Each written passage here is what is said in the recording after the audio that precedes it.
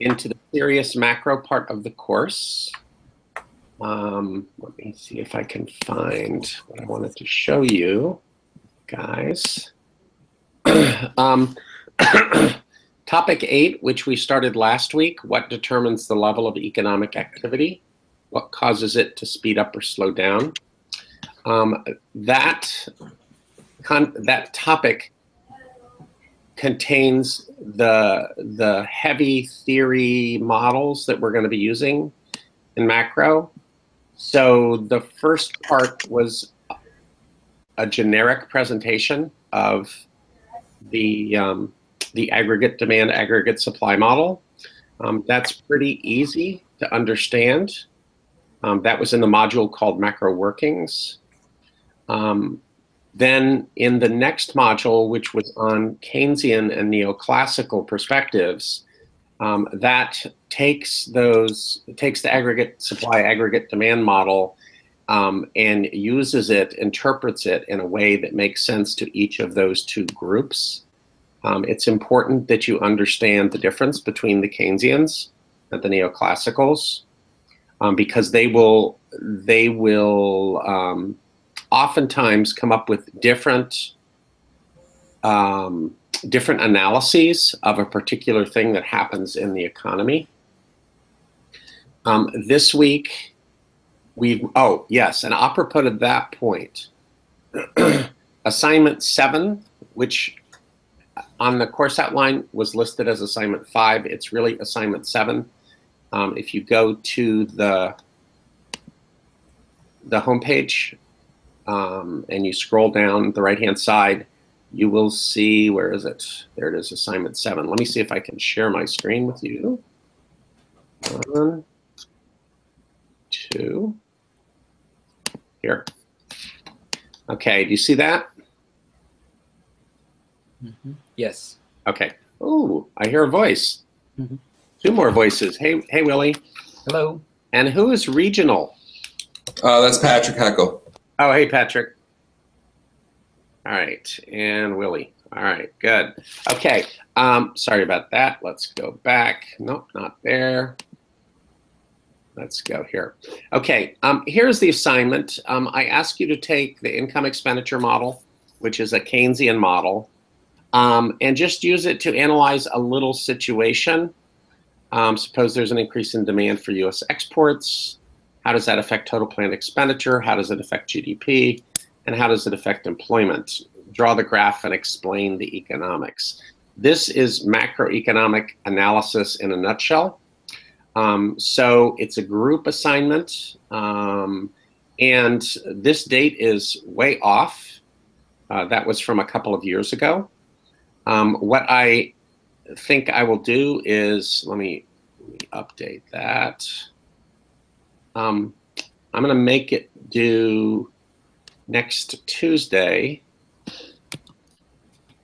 which is November 21st, and we won't worry about the time.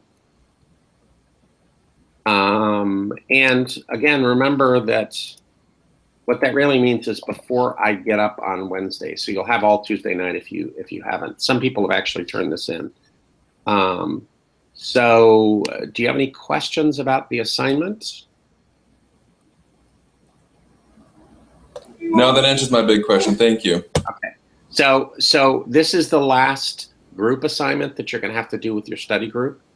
So it'll give you a good opportunity to touch base with them again. All right. Let's go back to where we were. And let's talk about some of the other issues. Willie, you asked me about some bad links.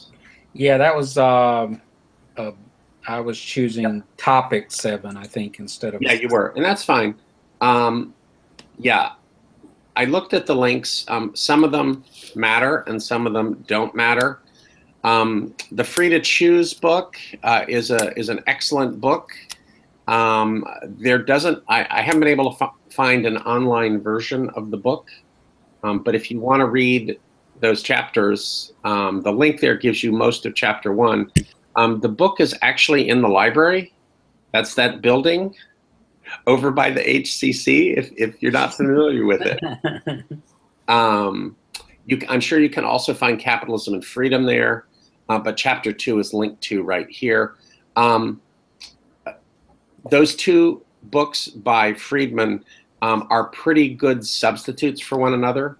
So if you read chapter 2 of Capitalism and Freedom, you're going to be getting most of what you would get out of the Free to Choose book. Then there's some other readings here that are interesting, like, we have this idea that welfare is paid to poor people, but some people believe that corporations get a lot of what they consider to be welfare too. So that's a brief pamphlet, basically. It's not more than 5 pages long, and it talks about the corporate welfare and the federal budget. So most of these things have to do with the role of government in the economy, which we talked about a couple of weeks ago. We're now getting into fiscal policy, which is how the federal government tries to manage the macro economy. That's more theoretical stuff.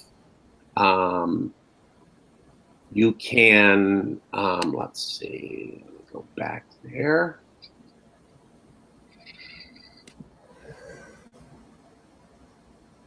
Okay. To really understand fiscal policy, and for that matter, what we're going to be doing next week to really understand monetary policy, my computer would quit bouncing around. You need to understand how to use these models from last week, okay?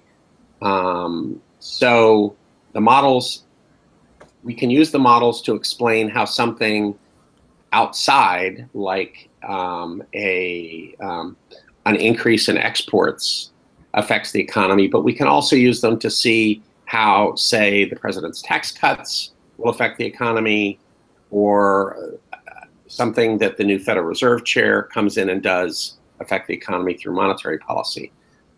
So if there's one thing you need to learn between now and the end of the semester, it's how to work those models. The two macro models, aggregate supply, aggregate demand, and the income expenditure model, are just important to this part of the course as supply and demand was to the beginning part of the course. Okay. Any questions about that?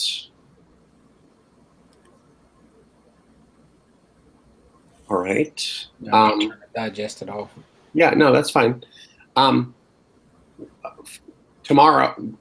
Next week rather, we'll go back to our regularly scheduled time for the Hangout. It'll be 7 p.m. And I'm not sure about the last week yet. Probably what we'll do is do an earlier Hangout. I'm not sure the time, and we'll do it in the HCC so people can physically come and be there in person if they want to. We're gonna spend that meeting really preparing for the final. Okay. I haven't talked a lot about the final. Let me just throw out some quick ideas.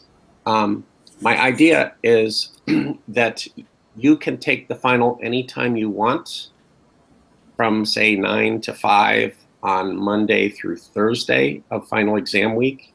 You just need to let me know when you're coming. I'm not going to hold you to 2 hours. You can take longer if you need to, but almost no one does. So it will be very similar to the first exam and the second exam, except it'll be 60 multiple choice questions. And I will print out the exams, and you'll do it the old-fashioned way instead of online. You'll come to the Econ House at your appointed time, and I'll find a nice quiet place for you to work and take the exam, and then you just drop it off with me. One advantage of doing it face-to-face is if you have questions about any part of the exam, you can come ask me because I'll be here. So that's the plan.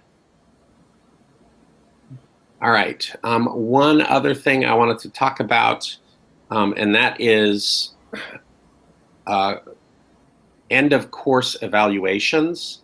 You guys will have the opportunity to do 2 of those. The university is going to send you out a link through email to do sort of the official course evaluation. And then I'm going to send my own course evaluation. And I'm going to, for people that turn it in, I'm going to give you some extra credit. I won't see the evaluations before I turn your grades in, but I will have one of my student aides give me a list of all the people that have done it, so I can give you credit for it. Hopefully you will do both course evaluations, but if you're only going to pick one, pick mine, because that's more important to me, at least. So we'll be talking more about my evaluation, and you should be getting that email shortly about the university's evaluation. Anybody have questions? I have one on the final exam. Sure, absolutely. Are we allowed to bring notes to that, or is it a closed book? No, it's a closed book exam. Okay. Yep.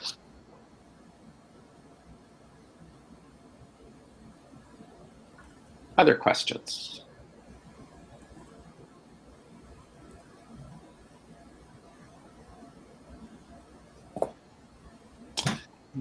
All right, well, you guys know how to reach me if something comes up. I will let you go, and I'll talk to you soon. All right. All right. All right. Bye.